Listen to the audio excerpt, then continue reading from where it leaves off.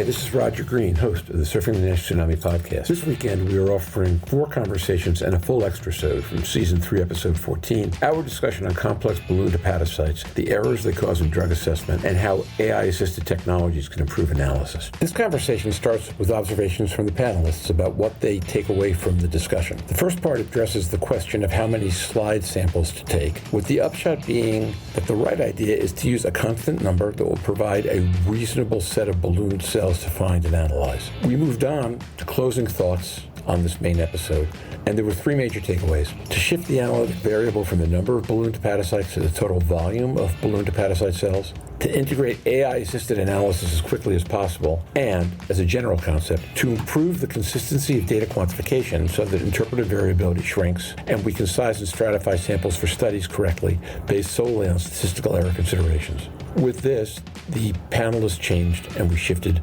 to the extra-sode discussion. This issue has pivotal implications for all drug development going forward, and we all need to absorb its lessons. So sit back, listen, enjoy, learn, and when you're done, join the dialogue on our LinkedIn and Facebook discussion groups.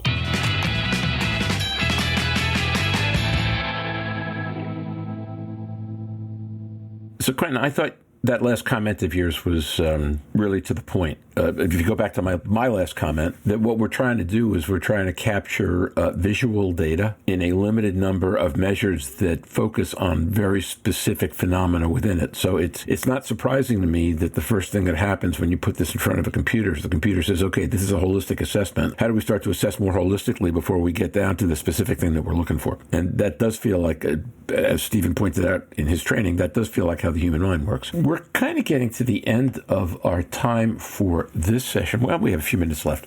So, Mazen, Jorn, questions, comments, anything you want to share? I'm fascinated again with this kind of work. It's very important for the field. It's pushing it forward, and I congratulate the authors on this work. Jorn, go ahead. Comments, thoughts? Between the group, the main problem of the difficulties to identify the cells has been addressed. I mean, something that Stephen didn't mention this time around, I kind of was waiting for his comment, is the number of slices you should get from a biopsy to then start looking and finding those ballooned hepatocytes. Quentin, maybe you want to comment on that, because that's something normally what comes up if we can't find it on that one random slide that we just took from that liver biopsy. Maybe we got to look in a different place. So this is an interesting question. And so if you're looking for a balloon cell and you keep taking sections, eventually, all things being equal, you're quite likely to find a balloon cell. The problem is when you're then wanting to judge therapeutic response, the more sections you do, the more likely you are to find a balloon cell. Therefore, you haven't demonstrated a complete absence of a balloon cell. So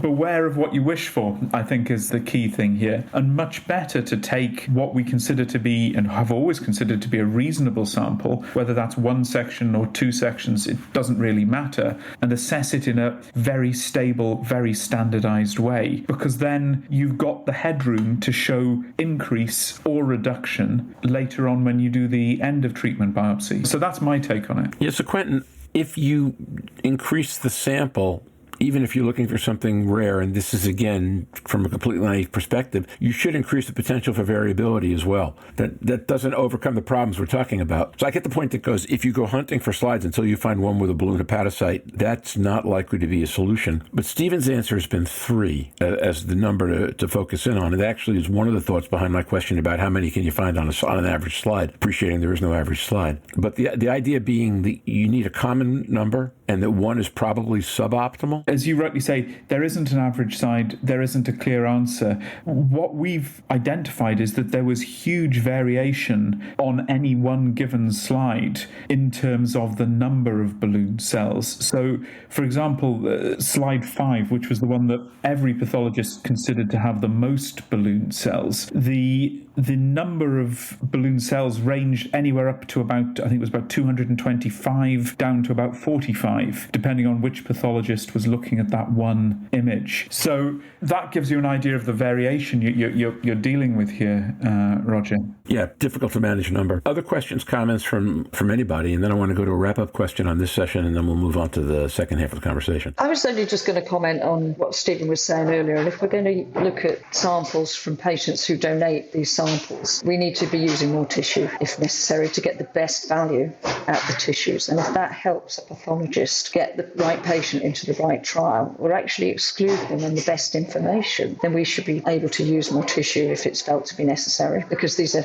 highly valuable samples and they're not the nicest of procedures, as we all know. So making most use of that tissue for any patient in the trials are really, really important. Thanks, Louise. Let me go to the last question, which is if we could go up in a helicopter and come down 12 months from now, and if that doesn't work, try 24 months from now, what will realistically be different, and what is it appropriate to aspire to being different in how we do this process and where it's taken? Quentin, go first. That's great. Dive in. So I think there are two things I would like to see, whether it's 12 months or 24 months, I'm not so sure. The first is, I think we need to move away from this concept of absolute loss of ballooning as a trial endpoint. And I think we've touched on this already. We need to consider ballooning as a continuous variable which is quantifiable so that we can actually assess change in it. And that's one of my biggest hopes. And that requires input from the field, input from drug developers, from regulators, and so on to get to that point. But we need to move away from this yes-no question about ballooning. The second thing I would like us to see is I would like to see the field moving further towards an understanding that AI-assistive technologies actually should be used to support drug development. I think it's an area where there's a huge amount of development going on, but we're already seeing how it can be used to help stabilize assessment, reduce variation, and potentially support human pathologists to actually assess biopsies in a more quantitative way in the drug development space. So those are my two hopes. Okay, thanks, Quentin. Anybody else? Go ahead. I have the same answer, and I like the timeline. In 24 months, I think more realistic than 12 months. 12 months? Yeah, 12 months. Good morning, it's 5 a.m. In 24 months, I would like to see machine learning technology being used for, at minimum, entry criteria for registry trials and hopefully understanding how we use them for outcomes. Speaking of that, I know you're a big fan of screening failure, teasing out like what can we do better. So I do wonder if you want to look at this new technology and using this paper to see how much we can reduce screening failure in clinical trial. You can just take one trial and see what was the screening failure rate due to ballooning, and then if you use this technology, what would it be? That's interesting. Jorn, that's a great lead into you, since I think about screening failure and you frequently in the same sentence. Go ahead.